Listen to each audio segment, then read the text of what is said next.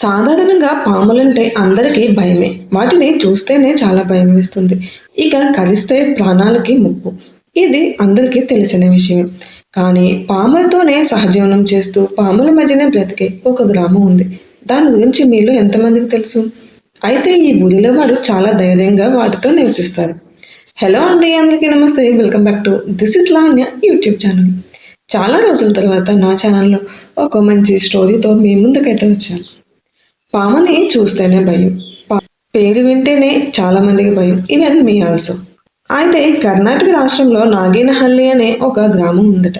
ఆ గ్రామంలో పాములు మనుషులతో పాటే నివసిస్తాయి. వాళ్ళు చుట్టూనే అవి సంచరిస్తూ ఉంటాయి. కానీ అవి వాళ్ళను కరవవు. అలాగని వాళ్ళు కూడా ఆ పాములను ఏమీ కొట్టకుండా వాటి మానాన వాటిని వదిలేస్తారు. ఒకవేళ ఎలా అయినా సరే ఎవరినైనా పాము కరిచింది అనుకుంటే గనక వాళ్ళు వెంటనే ఆ పామును పట్టుకుని తీసుకువెళ్ళి ఆ ఊరిలో ఉన్న యతీశ్వర స్వామి మండపం దగ్గర పెడతారట. అలాగే పాము కరిచిన వ్యక్తికి అక్కడే ఉండే ఆంజనేయ స్వామి గుడిలో ఉన్న తులసి తీర్థాన్ని ఇచ్చి ఆ రాత్రంతా ఆ గుడిలో నిద్రపోకుండా జాగరణ చేస్తే మరునాటి ఉదయానికి ఆ పాము కరిచిన వ్యక్తికి ఆ పాము విషయం అనేది విరిగిపోతుంది. ఇది ఎంతమంది శాస్త్రజ్ఞులు, సైంటిస్టులు ఏ ప్రయోగాలు చేసినా సరే ఇలా ఎందుకు అవుతుంది అనేది మాత్రం కనుక్కోలేకపోయారు.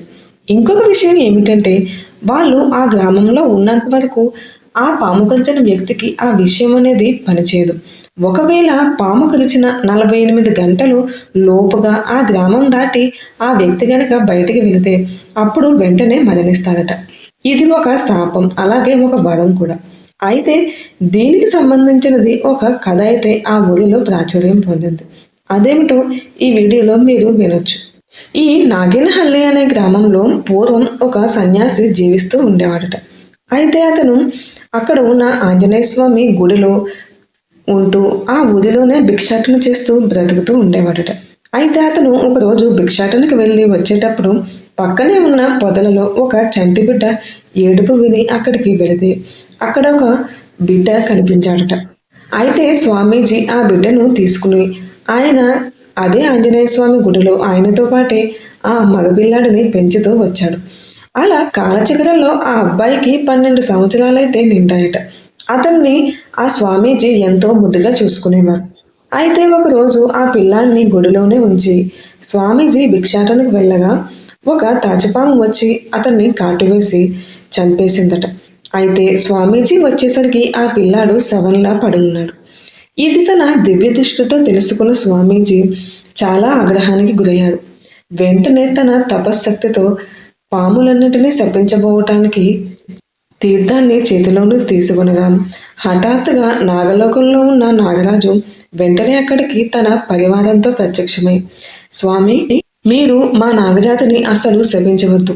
నేను మీకు ఆజ్ఞ ఇస్తున్నాను. ఈ అబ్బాయిని నేను బ్రతికిస్తాను. అలాగే మీరు ఇక్కడే ఉంటున్నారు కాబట్టి ఈ గ్రామంలో ఉన్న వారి మీద ఎటువంటి పాములు అలాగే ఎటువంటి విషం కూడా వీరి మీద పనిచేయదు. ఒకవేళ ఈ గ్రామం దాటి వారు బయటికి వెళితే గనుక ఆ విషం పనిచేసి వాళ్ళని ఏ రకమైన ఇబ్బందికైనా గురి చేయవచ్చు అని ఆజ్ఞ ఇచ్చాడట నాగరాజు.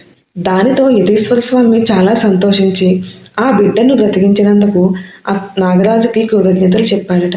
వెంటనే యతీశ్వర స్వామి పెద్ద పెద్ద బండరాలను 4 తీసి ఊరికి 4 పక్కల పెట్టించారు. దానిపైన ఇలా రాశారట, ఈ గ్రామంలో మీరు ఉన్నంత వరకు కూడా మీకు పాముల నుండి రక్షణ ఉంటుంది. అలాగే పాము కరిచిన తరువాత 48 గంటల వరకు మీరు ఈ గ్రామం దాటి బయటికి వెళ్లకుండా ఆంజనేయ స్వామి గుడిలో ఉన్న తులసి తీర్థాన్ని సేవించినట్లయితే వారు మరణాన్ని జయించవచ్చు. ఇది ఇక్కడ ఉన్న నియమం.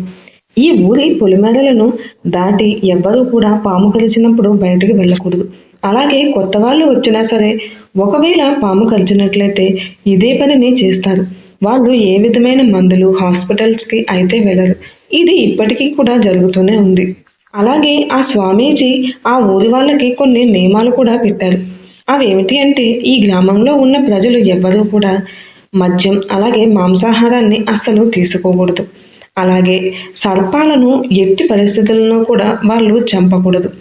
ఈ నియమాలన్నింటినీ పాటించినట్లయితే వారికి సర్పాల నుంచి ఏ విధమైన ప్రమాదం ఉండదు అని నాగరాజు అలాగే స్వామీజీ కూడా వారికి వరం ఇచ్చారు.